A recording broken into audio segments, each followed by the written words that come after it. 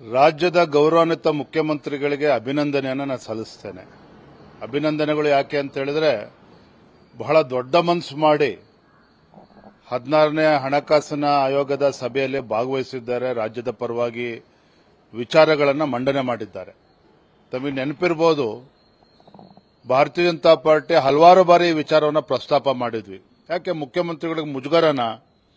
ಇವರು ರಾಜ್ಯದ ಮುಖ್ಯಮಂತ್ರಿಗಳು ಅಥವಾ ಕಾಂಗ್ರೆಸ್ ಮುಖ್ಯಮಂತ್ರಿಗಳು? ಯಾಕೆ ಈ ರೀತಿ ನಡ್ಕೊಳ್ತಾ ಇದ್ದೀರಿ? ಹೋಗಿ ಆ ಹಣಕಾಸಿನ ಸಭೆಯಲ್ಲಿ ಭಾಗವಹಿಸಿ ರಾಜ್ಯದ ವಿಚಾರಗಳನ್ನು ಪ್ರಸ್ತಾಪ ಮಾಡಿ ಅಲ್ಲಿ ಸರಿಪಡಿಸತಕ್ಕಂಥ ಕೆಲಸವನ್ನು ಮಾಡಿ ಅಂತೇಳಿ ಹೇಳಿದ್ವಿ. ನಿನ್ನೆ ದಿನ ದೆಹಲಿಗೆ ತೆರಳಿ ಆ ಸಭೆಯಲ್ಲೇ ಭಾಗವಹಿಸಿರ್ತಕ್ಕಂಥದ್ದು ಸ್ವಾಗತಾರ್ಹ. ಮತ್ತೊಂದು ಕಡೆ ಮುಖ್ಯಮಂತ್ರಿಗಳು ದೆಹಲಿಯಲ್ಲಿ ಕೂತು ಕೇಂದ್ರದ ಮೇಲೆ ಗೂಬೆ ಕೂರಿಸತಕ್ಕಂಥ ಪ್ರಯತ್ನ, ಕುತಂತ್ರ, ಷಡ್ಯಂತ್ರ ಎಲ್ಲವನ್ನೂ ಕೂಡ ಮಾಡಿದ್ದಾರೆ. ಅವ್ರು ನೋಡಿದ್ರೆ ಪಾಪ ಅನಿಸ್ತದೆ. ಯಾಕೆಂತ ಹೇಳಿದ್ರೆ ಇವತ್ತು ಅವರ ಗ್ಯಾರಂಟಿಗಳನ್ನ ಅನುಷ್ಠಾನ ಮಾಡೋದಕ್ಕೆ, ಹಣ ಕ್ರೋಢೀಕರಿಸೋದಕ್ಕೆ ಸಾಧ್ಯ ಆಗ್ತಾ ಇಲ್ಲ. ರಾಜ್ಯದಲ್ಲಿ ಅಭಿವೃದ್ಧಿ ಕೆಲಸ ಕಾರ್ಯಗಳು ಏನೂ ನಡೀತಾ ಇಲ್ಲ. ಹಾಗಾಗಿ ಕೇಂದ್ರ ಸರ್ಕಾರದ ಮೇಲೆ ಆರೋಪಗಳನ್ನು ಮಾಡುವಂಥದ್ದು.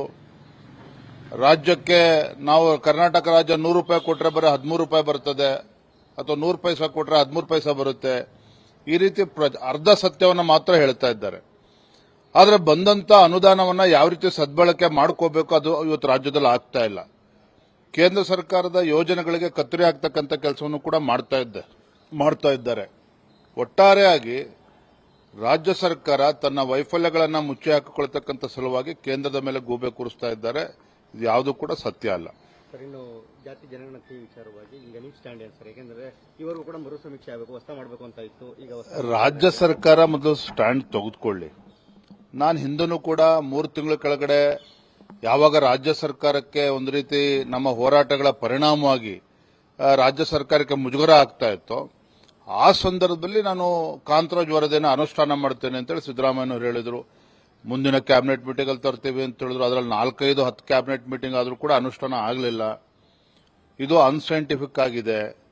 ಇದು ಯಾವುದೇ ಕಾರಣಕ್ಕೂ ಇದು ತರಾತುರಿಯಲ್ಲಿ ಮಾಡಬಾರದು. ಈಗಾಗಲೇ 10 ವರ್ಷಗಳು ಕಳೆದಿದೆ, ಹೊಸದಾಗಿ ಮಾಡಬೇಕು. ಎಲ್ಲವೂ ಕೂಡ ಚರ್ಚೆ ನಡೆದಿದೆ.